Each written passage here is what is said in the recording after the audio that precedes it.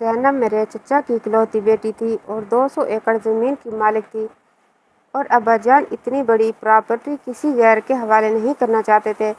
لہٰذا ابا جان نے زینب کی شادی مجھ سے کر دی، لیکن چونکہ وہ مجھے پسند نہیں تھی، لہٰذا میں نے بیوی کے روپ میں اسے کبھی بھی قبول نہ کیا۔ شادی کی پہلی رات سے ہی خود تو بیڈ پر سوتا تھا، لیکن اسے نیچے فرش پر سونے پر مجبور کیا، مگر وہ ایسی اعلیٰ ظرف لڑکی تھی کہ اس نے کسی کو بھی نہ بتایا، حتیٰ کہ اپنے والدین کو بھی نہ بتایا۔ 1 سال تک میں نے اسے ہاتھ تک نہ لگایا اور وہ پھر بھی چپ رہی۔ مجھے ایک بیماری تھی جس کی وجہ سے نیند کی حالت میں کبھی کبھی میری سانس رک جاتی تھی۔ ایک دن نیند کی حالت میں میری سانس رکی تو اس نے مجھے نیند سے جگایا۔ مجھے بہت غصہ آیا اور میں نے کمرے میں اسے خوب ذلیل کیا اور پھر کمرے سے باہر نکال دیا۔ پھر اچانک مجھے پچھتاوا ہوا کہ اس نے تو میری ہمدردی میں مجھے نیند سے بیدار کیا۔ اسے گھر میں ڈھونڈنے لگا، وہ مجھے نہ ملی۔ الماری کھولی تو اس میں ایک خط پڑا تھا جس پر لکھا تھا، پچھلے 1 سال میں رات فرش پر سونے کے دوران میں نے 50 دفعہ۔ ماسٹرز کی تعلیم مکمل ہونے والی تھی، میرا آخری سیمسٹر چل رہا تھا۔ جب میں عید کی چھٹیوں میں گھر آیا، میں نے آج دل میں منصوبہ بنا رکھا تھا کہ گھر جاتے ہی ابا جان کو اپنی پسند کے بارے میں آگاہ کروں گا۔ میری یونیورسٹی فیلو تانیہ مجھے بہت پسند تھی اور میں اسی سے شادی کرنا چاہ رہا تھا، بس صحیح موقع کی تلاش میں تھا۔ اس دفعہ عید کے موقع پر گاؤں گیا تو میں نے سوچا کہ ابا جان کو اپنی پسند کے بارے میں آگاہ کروں گا اور پھر اپنے والدین کو تانیہ کے گھر بھیجوں گا تاکہ زندگی مکمل ہو جائے۔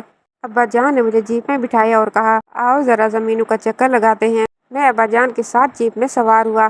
تھوڑی دیر بعد ہم اپنی زمینوں پر پہنچے تو ابا جان نے کہا، یہ ہمارے باپ دادا کی زمینیں ہیں جو ہمیں وراثت میں ملی ہیں۔ دادا جان کہا کرتے تھے کہ زمین ماں کی طرح ہوتی ہے، اس کی حفاظت ہم سب کی ذمہ داری ہے۔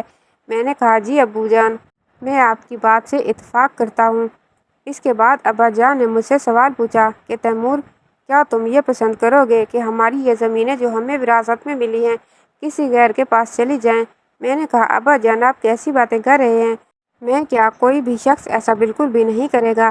ان زمینوں کی حفاظت ہماری ذمہ داری ہے۔ ابا جان نے مجھ سے کہا، تیمور بیٹا، زینب میری بھتیجی ہے، مجھے اپنی بیٹیوں سے بہت زیادہ عزیز ہے، 200 ایکڑ کی اکلوتی وارث ہے۔ میں چاہتا ہوں کہ زینب کو اپنی گھر کی بہو بنا لوں۔ امید ہے کہ میری پسند پر تجھے کوئی اعتراض نہیں ہوگا۔ ابا جان کے منہ سے یہ الفاظ سن کر میں حیران ہوا اور پریشان ہونے کے ساتھ ساتھ سوچنے لگا کہ یہ میرے ساتھ کیا ہوا۔ میں تو یہاں ابا جان کو اپنی پسند کے بارے میں بتانا چاہتا تھا، لیکن اس سے پہلے ہی ابا جان نے مجھے ایک آزمائش میں مبتلا کر دیا۔ زندگی میں کبھی میں نے ابا جان کے کسی حکم کی خلاف ورزی نہیں کی تھی، نہ ہی بحث کی تھی، لیکن آج ایک ایسا موقع تھا جس کی وجہ سے میں شش و پنج میں مبتلا ہو چکا تھا۔ مجھے کچھ سمجھ نہیں آ رہا تھا کہ میں کیا کروں۔ اگر میں نے اپنی پسند کا اظہار کیا تو ناراض ہو سکتے ہیں اور ابا جان کی ناراضگی میں مول نہیں لے سکتا تھا، مگر یہ بھی ایک حقیقت تھی کہ زینب کے بارے میں تو میں نے کبھی ایسا سوچا بھی نہ تھا۔ اس کا اور میرا کوئی میچ نہیں تھا۔ وہ ساری زندگی گھر میں رہی اور ایک دفعہ بھی اسکول نہ گئی، جبکہ میں ایک پڑھا لکھا لڑکا تھا۔ ایک طرف تانیہ کا چہرہ میرے سامنے آتا اور دوسری طرف اپنے باپ کے چہرے پر نظر ڈالتا۔ دل پر پتھر رکھ کر میں نے اپنی محبت کی قربانی دی اور سر جھکا کر ابا کے اس فیصلے کو مان لیا۔ ابا جان نے مجھے گلے سے لگایا اور اگلے ماہ کی 10 تاریخ کو زینب سے میری شادی طے ہو گئی۔ مقررہ وقت پر زینب سے میری شادی تو ہو گئی، لیکن میں نے دل سے اسے اپنی بیوی تسلیم نہ کیا اور میں نے دل میں یہی منصوبہ بنا رکھا تھا، جب میں اسے بیوی والا کوئی تعلق رکھوں گا بھی نہیں تو تنگ ہو کر خود بخود گھر سے چلی جائے گی۔ شادی کی پہلی رات ہی میں نے زینب کو منہ دکھائی میں یہی بات کہی کہ میں اپنے باپ کی وجہ سے تم سے شادی کر رہا ہوں، مگر میں نے دل میں تجھے اپنی بیوی تسلیم نہیں کیا۔ خود بیڈ پر سوتا اور اسے نیچے فرش پر سونے پر مجبور کرتا، مگر اس کے باوجود وہ بہت اعلیٰ ظرف لڑکی تھی۔ اس نے میری یہ بات کسی کو نہ بتائی۔ مجھے یقین تھا کہ وہ گھر جا کر اپنی ماں یا بہنوں کو میری اس حرکت کے بارے میں ضرور بتائے گی اور جب باتیں میں نے اسے کہی ہیں وہ ان سے کہے گی، لیکن اس نے ایسا کچھ نہ کیا۔ اس کا ثبوت یہ ہے کہ میرا چچا بہت سخت آدمی ہے اور اپنی بیٹی سے بے پناہ محبت کرنے والا ہے۔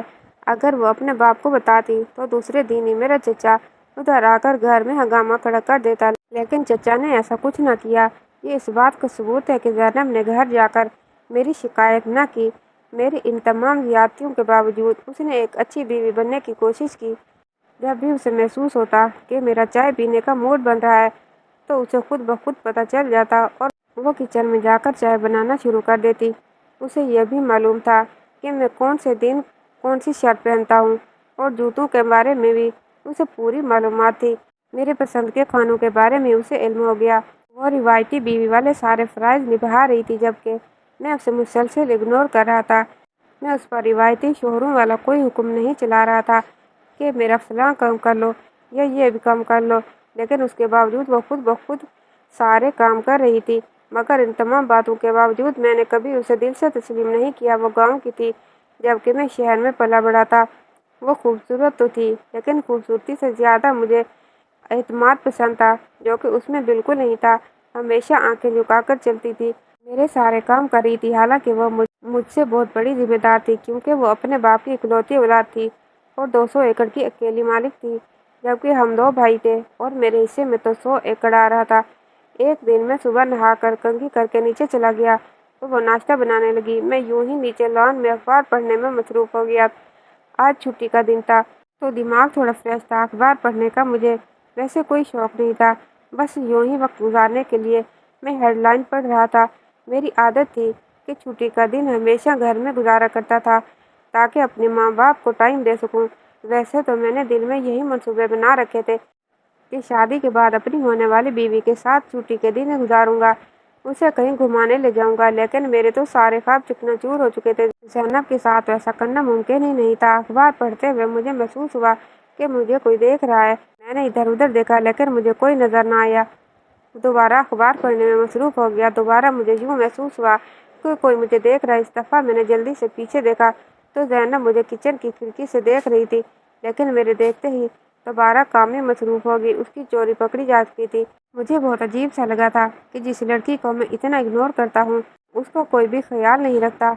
अपने साथ बेड पर सोने के लिए मना करता हूँ, लेकिन उसके बावजूद वो मुझ में दिलचस्पी ले रही थी, मेरा ख्याल रख रही थी। वो अक्सर ही मेरी तरफ देखकर घूरती रहती थी, लेकिन मेरे देखने पर वो नज़रें मोड़ लेती थी। एक दफ़ा तो मैं गहरी नींद में था, लेकिन जब मेरी आँख खुली तो वो ऊपर देख रही थी। मुझे बहुत अजीब लगा। क्या वो हमेशा से ही ऐसी थी या फिर शादी के बाद ही ऐसी हो गई? उसके बारे में मैं नहीं जानता था, मगर एक बात जो मैंने महसूस की कि दिन ब दिन उसमें तब्दीली आ रही थी। वो कपड़ों की सिलेक्शन के बारे में मोहतात हो रही थी। एक दिन वो मेरे लिए चाय बनाकर लाई तो उसकी आंखों में देखा कि वो कुछ कहना चाह रही है, लेकिन कुछ नहीं कह पा रही। मैंने उसकी तरफ देखकर कहा, आपको कुछ कहना है? वो कहने लगी, नहीं कुछ नहीं कहना। फिर जाते वक्त अचानक वापस मुड़ी और कहा, आज मौसम बहुत अच्छा है और छुट्टी का दिन भी है, तो मेरे दिल में आया कि कहीं घूमने चलें। उसकी ये बात सुनकर मैं हैरान हुआ और उसकी तरफ देखकर कहा कि क्या कह रही हो? मैं तुम्हारे साथ सोना पसंद नहीं करता, तो घूमने के लिए कैसे चला जाऊं? बड़ी अजीब लड़की हो, छोटी सी बात को नहीं समझती कि मैंने अपने बाप की वजह से तुझसे शादी की थी, वरना मेरा कोई ऐसा इरादा नहीं था। वो कहने लगी, अगर आपने शादी कर ही ली है तो फिर निभाने की कोशिश करें। मैंने कहा, मेरे पास इन फजूल बातों का वक्त नहीं है। फिर बगैर चाय पिए वहाँ से बाहर चला गया और टीवी देखने लगा। ज़ैनब बेचारी वापस अपने कमरे में चली गई। मैं दिल ही दिल में सोचने लगा कि वो बेचारी कमरे में रो रही होगी। मेरे दिल में आया कि जाकर चेक कर लेना चाहिए। जब कमरे में गया तो वहाँ वो मौजूद नहीं थी। उसके बाद मैंने किचन में झांक कर देखा तो उधर भी नहीं थी। ढूंढता ढूंढता आखिर एक कोने वाले कमरे में गया तो कोई सिसकियों की आवाज़ आ रही थी। मैंने गौर किया तो वो अपने आप से बातें कर रही थी, रोते हुए कह रही थी कि या अल्लाह, ये किस आजमाइश में आ चुकी हूँ। तैमूर भी हमारे ख़ानदान से है, अपना खून मालूम होता है। इससे भी मुझे बहुत मोहब्बत है, लेकिन उसके रवैये की वजह से बहुत परेशान हूँ। या अल्लाह, उसके दिल में मेरे लिए रहम डाल दे। उससे आगे मैं सुन ना पाया कि कहीं मेरा दिल उस लड़की की वजह से नरम ना हो जाए, क्योंकि मैं ऐसा हरगिज़ नहीं चाहता था। मैंने आज तक उसे अपने दिल में जगह भी नहीं दी थी, और तानिया दूर होने के बावजूद भी मेरे दिल में बैठी थी। मैं तो उस इंतज़ार में था कि मेरे इस रवैये से तंग आकर आखिर ये घर छोड़कर चली जाए। और मुझे इस बात की भी उम्मीद थी कि अब्बाजान ने महसूस किया कि शादी के बाद मैं ज़ैनब को लेकर कहीं नहीं गया, ना ही उसे घुमाने ले गया। तो आज अब्बाजान ने मुझसे कहा, कल ज़ैनब के साथ शहर चले जाओ, कुछ दिन इधर उधर ठहर जाओ। मैंने दिल में सोचा, अब्बाजान ने मुझे किस आजमाइश में डाल दिया।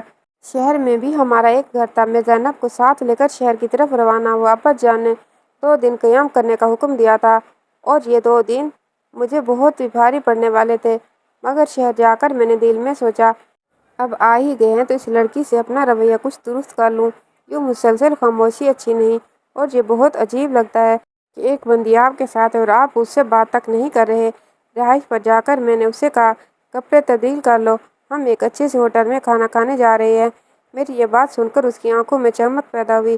پہلی دفعہ میں نے اس کے چہرے پر خوشی محسوس کی اور اس کے بعد اپنے دل کو بھی سکون ملا، ایسا سکون جو میں چاہتا تھا، لیکن اس لحاظ سے نہیں چاہتا تھا کہ زینب میرے ساتھ۔ میں تو تانیہ کے ساتھ اپنی زندگی گزارنا چاہتا تھا، ایک ایک لمحہ اس کے نام کرنا چاہتا تھا، رات کو سڑک کے کنارے اس کا ہاتھ پکڑ کر چلنا چاہتا تھا۔ مگر زینب تو ایسی تھی ہی نہیں، وہ میرے ٹائپ کی لڑکی تھی ہی نہیں۔ ایسے محسوس ہوتا تھا جیسے وہ میری نوکرانی ہو اور میں اس کا مالک، مگر مجھے اس قسم کا رشتہ بالکل بھی پسند نہیں تھا۔ میں تو میاں بیوی میں محبت کا قائل تھا، میں اس بات کا قائل تھا کہ میاں بیوی میں فری گپ شپ ہونی چاہیے، ایک دوسرے کو تنگ کریں۔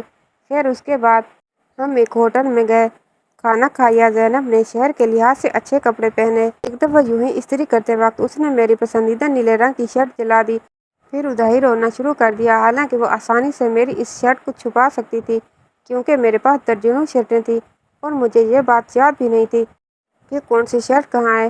میں نے رونے کی وجہ پوچھی تو کہنے لگی آپ کی شرٹ جل گئی ہے۔ مجھے غصہ تو بہت ہے، لیکن میں نے کہا ٹھیک ہے، کوئی مسئلہ نہیں۔ کبھی کبھی تو میں حیران ہوتا تھا کہ زینب کس قسم کی لڑکی ہے۔ ادھر شہر میں لڑکیاں اپنے شوہر سے ہر وقت کوئی نہ کوئی فرمائش کرتی رہتی ہیں، لیکن آج تک شادی کو 1 سال ہونے والا تھا اس نے مجھ سے کسی قسم کی فرمائش کا اظہار نہ کیا۔ صبح اٹھ کر نماز ادا کرتی اور 5 وقت کی نمازی تھی، اس کے علاوہ صبح قرآن مجید کی تلاوت بھی کرتی تھی۔ ادھر شہر میں بھی اس نے فرش پر ایک کپڑا بچھایا اور وہاں سونے لگی، کیونکہ اسے معلوم تھا کہ میں اسے اپنے ساتھ بیڈ پر نہیں سونے دوں گا۔ ایک رات میں سو رہا تھا کہ سیدھا سونے کی وجہ سے میری سانس رک کر آ رہی تھی۔ یہ میرے دوست بھی میرے بارے میں یہی بتاتے تھے کہ بچپن میں والدین کو میری اسی بیماری کے بارے میں پتا تھا کہ سیدھا سونے کی وجہ سے میری سانس میں رکاوٹ پیدا ہو جاتی ہے، مگر زینب کو کسی نے نہیں بتایا تو اسے محسوس ہوا، تو اس نے مجھے نیند سے بیدار کرنا چاہا۔ یہ صبح کا وقت تھا جب میں نے دیکھا کہ وہ اپنے ہاتھوں سے مجھے نیند سے بیدار کر رہی ہے۔ مجھے شدید غصہ آیا۔ میں نے زینب سے کہا کہ تمہاری جرأت کیسے ہوئی مجھے ہاتھ لگانے کی؟ میں نے منع بھی کیا تھا کہ میرے قریب مت آیا کرو۔ آج تو نے مجھے چھو لیا، تم سمجھتی کیا ہو اپنے آپ کو؟ جب میں تم سے کئی بار کہہ چکا ہوں کہ میں نے دل سے تمہیں بیوی تسلیم نہیں کیا، تو کیوں بار بار مجھے تنگ کرنے کے لیے آ جاتی ہے؟ وہ کپکپاتے ہوئے ہونٹوں کے ساتھ کہہ رہی تھی۔ دراصل آپ کی سانس رک رہی تھی اور چہرے پر کافی پسینہ تھا، تو اس لیے میں نے آپ کو بیدار کیا۔ میں نے کہا خبردار آئندہ مجھے ہاتھ مت لگانا۔ میں اپنے بیڈ سے اٹھا اور اسے ہاتھ سے پکڑ کر کمرے سے باہر دھکا دے دیا۔ اس کے بعد کمرہ بند کیا اور دوبارہ بیڈ پر سو گیا، کیونکہ میری نیند پوری نہیں ہوئی تھی۔ جب دوبارہ آنکھ کھلی تو اس وقت صبح کے 9 بج چکے تھے۔ صبح 5 بجے والا واقعہ مجھے اچانک یاد آیا تو اچھا نہ لگا۔ دل میں سوچنے لگا میں نے کچھ زیادہ ہی اس کے ساتھ مس بہیو کر لیا۔ اس کے بعد باتھ روم میں نہانے کے لیے چلا گیا۔ نہانے کے دوران یہی سوچ رہا تھا کہ آج اسے منا لوں گا، کیونکہ غلطی مجھ سے ہوئی ہے۔ وہ بیچاری مجھ سے خیر خواہی کر رہی تھی اور مجھے نیند سے جگایا، جبکہ الٹا ہی میں نے اسے بے عزت کر دیا۔ 1 سال ہونے کو ہے، بیچاری فرش پر سوتی ہے، کبھی اس بات کا تذکرہ کسی سے نہیں کیا۔ مجھے ایک ایک کر کے زینب کی ساری خوبیاں نظر آنے لگی۔ دل میں احساس ہونے لگا کہ یار تو نے تو بہت ظلم اور جبر کی حدیں پار کر لی۔ خیر میں جلدی سے نہایا اور اس کے بعد دروازہ کھول کر اسے دیکھنے لگا، لیکن وہ مجھے نظر نہ آئی۔ کچن میں آیا، ادھر بھی نہیں تھی۔ جب باہر صحن میں وہ مجھے نظر نہ آئی، کچن میں آیا تو وہ ادھر بھی نہیں تھی۔ جب باہر صحن میں وہ مجھے نظر نہ آئی تب مجھے بہت پریشانی محسوس ہونے لگی۔ ایسا محسوس ہوتا تھا کہ جیسے کسی مچھلی کو کسی نے پانی سے باہر پھینک دیا ہو۔ میں اندر ہی اندر سے تڑپنے لگا، کیونکہ زینب کی وہ تمام اچھائیاں مجھے تڑپا رہی تھی۔ اب جب کہ وہ مجھے نظر نہیں آ رہی تھی تو میں پریشان ہو گیا۔ میں اس سے معافی مانگنا چاہ رہا تھا۔ میں دل ہی دل میں محسوس کرنے لگا کہ میں اس کو یوں اچانک غائب ہونے پر اتنا پریشان کیوں ہوں۔ میں خود ہی تو چاہتا تھا کہ وہ گھر سے چلی جائے اور دوبارہ نظر نہ آئے۔ اب جب کہ وہ میرا کام ہو گیا تھا اور وہ چلی گئی تھی تو میں اتنا پریشان کیوں ہوں؟ کیا میں اس سے محبت کرتا ہوں؟ میں خود سے پوچھنے لگا۔ نہیں، ہرگز نہیں۔ میں ایسی لڑکی سے کیسے محبت کر سکتا ہوں جو میری محبت کے قابل تک نہیں، جس کو بات کرنے کا سلیقہ بھی نہیں ہے؟ پھر میرے اندر سے آواز آئی کہ جاہل، تو اس سے محبت کرتا ہے، اس کی حد سے زیادہ فرما برداری اور خاموشی نے تجھے اندر سے توڑ دیا ہے اور اس کا دیوانہ بنا لیا ہے۔ پھر میری انہا نے کہا، ایسا ممکن نہیں۔ ایک ایک آ کے اس کی ساری باتیں یاد آنے لگی، کیسے وہ فرش پر بستر بچھائے سو جاتی تھی اور سوتے ہوئے بھی میری طرف دیکھتی رہتی، کس طرح وہ باورچی خانے کی کھڑکی سے مجھے گھور رہی تھی، لیکن جیسے ہی میں نے دیکھا تو اس نے اپنا چہرہ چھپا لیا۔ کیا ان ساری عادات کی وجہ سے میں اس سے محبت کرنے لگا ہوں؟ ہاں، میں اس سے محبت کرتا ہوں۔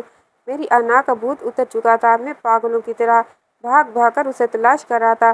گھر میں نظر نہ آئی تو باہر گیٹ پر آیا اور سڑک پر دیکھا، لیکن مجھے کہیں نظر نہ آئی۔ مجھے اس بات کی پریشانی نہیں تھی کہ ابا جان کو کیا جواب دوں گا کہ تم بیوی کے ساتھ گھومنے گئے تھے، بیوی کہاں ہے؟ بس پریشانی تھی تو اپنی وجہ سے تھی، کیونکہ میں اندر سے بہت ہی بے چین تھا۔ میں باہر سڑک پر گیا، ادھر بھی مجھے نظر نہ آئی۔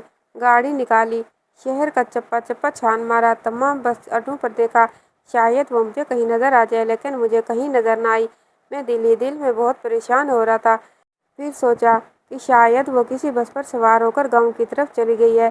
میں نے گاؤں والوں سے رابطہ کیا تو وہاں سے بھی یہی خبر آئی کہ وہ یہاں نہیں آئی۔ تھک ہار کر واپس ہی اپنی رہائش پر آیا، صوفے پر لیٹ گیا۔ سر سے لے کر پاؤں تک پسینے میں شرابور تھا۔ زینب کی ایک ایک اچھائی مجھے یاد آ رہی تھی کہ شادی کی پہلی رات سے لے کر آج تک کیسے وہ خاموشی کے ساتھ فرش پر بستر بچھا کر سو جاتی تھی، کیسے کچن کی کھڑکی سے مجھے دیکھ رہی تھی، اور جیسے ہی میں نے دیکھا تو اس نے اپنا چہرہ چھپا لیا۔ کیا اس سے بھی بہتر مجھے بیوی مل سکتی ہے؟ زینب سے بڑھ کر مجھے کوئی نہیں پیار کر سکتا، اور اب میں اس سے اپنی جان سے بھی زیادہ پیار کرتا ہوں۔ لیکن افسوس کہ میں نے اسے کھو دیا۔ پتہ نہیں وہ کہاں ہے۔ خدا نہ کرے کہ اس نے اپنے آپ کو نقصان نہ پہنچا دیا ہو، دل برداشتہ ہو کر اور میرے ظلم سے تنگ آ کر اس نے اپنی زندگی نہ ختم کر لی ہو، کہیں نہر میں چھلانگ نہ لگا لی ہو۔ اس طرح کے خیالات بار بار میرے دماغ میں آ رہے تھے اور مجھے پریشان کر رہے تھے۔ الماری کھولی تو وہاں سے ایک خط پڑا تھا، جس کو کھول کر پڑھا۔ اس میں لکھا تھا کہ میں تیمور کے قابل نہیں ہوں، لیکن بیوی ہونے کے ناطے میں اس کا بہت خیال رکھتی ہوں۔ سوتے ہوئے تیمور کو سانس کا مسئلہ ہوتا ہے، جس کی وجہ سے میں نہیں سو پاتی۔ بس یہی سوچ کر ساری رات نہیں سوتی۔ خدا نہ خواستہ تیمور کی سانس نہ رک جائے۔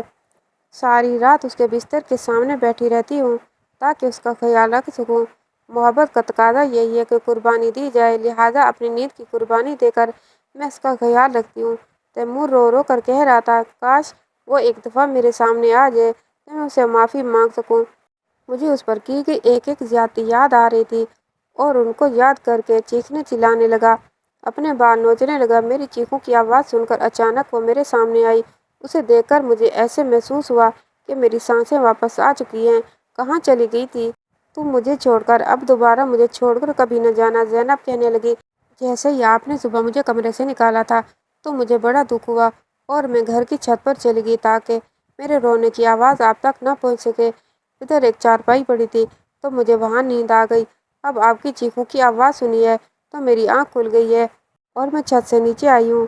کیا ہوا؟ کیوں چیخ رہے ہو؟ کیا کوئی چیز گم ہو گئی ہے؟ میں نے زینب سے کہا، ہاں تم گم ہو گئی تھی۔ اب تجھے کبھی بھی اپنے سے دور نہیں کروں گا۔ تو میری سب سے اچھی بیوی ہو، جبکہ تمہارا برا شوہر تھا۔ مجھے معاف کر دینا، میں نے تمہارے ساتھ بہت زیادتی کی، خدارا مجھے معاف کر دو۔ زینب نے کہا کہ آپ معافی مانگ کر مجھے شرمندہ مت کیجیے۔ آپ کل بھی میرے لیے قابل احترام تھے اور آج بھی۔ میں اب بھی آپ کی اتنی ہی عزت کرتی ہوں۔ زینب نے دل سے مجھے معاف کر دیا، بس یہی میرے لیے کافی تھا۔